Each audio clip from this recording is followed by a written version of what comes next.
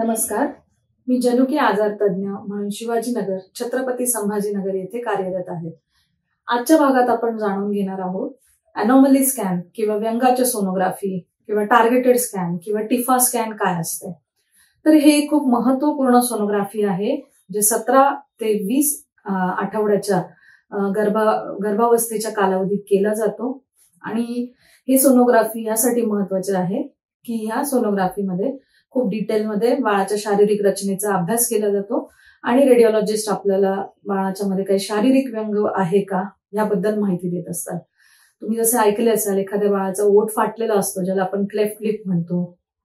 एखाद्या बाळाचं पॅलेट मध्ये डिफेक्ट असू शकतो ज्याला क्लेफ्ट पॅलेट म्हणतो, किंवा एखाद्याला एक्स्ट्रा बोट असू शकतात, किंवा गर्भामध्ये हृदयरोग असतो, किडनीवर सूज असते, किंवा आपण ऐकलं आहे कधी मेंदूमध्ये व्यंग असते, हाडांची जी रचना आहे त्यामध्ये काही व्यंग असू शकते. तर अशा प्रकारे आपल्याला जर बाळामध्ये काही जन्मजात व्यंग आहे का ते योग्य वेळेस ओळखायचे असेल तर 20 आठवड्याच्या आधी ही महत्वाची सोनोग्राफी प्रत्येक गर्भार स्त्रीने करून घेणे गरजेचे असते. आणि एक थोडक्यात आपण जाणून घेऊ की असे व्यंग का होऊ शकतात. बऱ्याचदा असे व्यंग स्पोरॅडिक असतात, म्हणजे 100 2 ते 3 स्त्रियांच्या गर्भामध्ये काही मायनर व्यंग असू शकतात. याच्या पलीकडेही आपल्या कुटुंबामध्ये शारीरिक व्याधींची जर काही हिस्ट्री असेल तर कदाचित हा जनुकीय आजार असू शकतो, किंवा क्रोमोझोमल ॲबनॉर्मॅलिटी असू शकते, जसे की गुणसूत्रातील नंबर मध्ये बदल असेल किंवा त्यांच्या रचनेमध्ये काही फरक असेल, त्यानंतर काही जनुकीय बदल म्हणजे काही म्युटेशन किंवा बदलाव असेल तर त्यामुळे ही व्यंग येऊ शकतात. याच्या पलीकडे आईच्या गर्भारपणामध्ये पहिल्या 3 महिन्यात जर तिला काही ताप आला असेल, इन्फेक्शन झाले असतील तर त्यामध्ये सुद्धा बाळाच्या मध्ये शारीरिक व्यंग येऊ शकतात.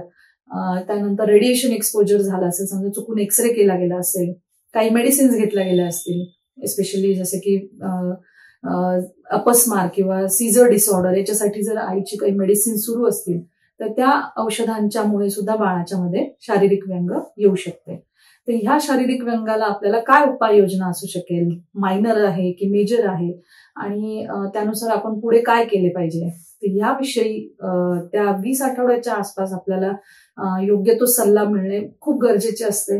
आणि ह्याच्याबद्दल समजा बाळाच्या मध्ये काही मायनर किंवा मेजर व्यंग आढळल्यास पुढे काय करायचंय याच्याबद्दल आपल्याला आपले स्त्रीरोग तज्ज्ञ, त्यानंतर मॅटर्नल फिटल मेडिसिन एक्सपर्ट आणि जनुकीय आजार तज्ज्ञ हे 3 प्रकारचे डॉक्टर्स असतात जे आपल्याला मदत करू शकतात. तर लक्षात ठेवा, 17 आठवडे ते 20 आठवडे या गर्भावस्थेच्या काळामध्ये आपल्या सगळ्यांना व्यंगाचे सोनोग्राफी किंवा अनॉमली स्कॅन करून घेणे महत्वाचे असते. थँक्यू.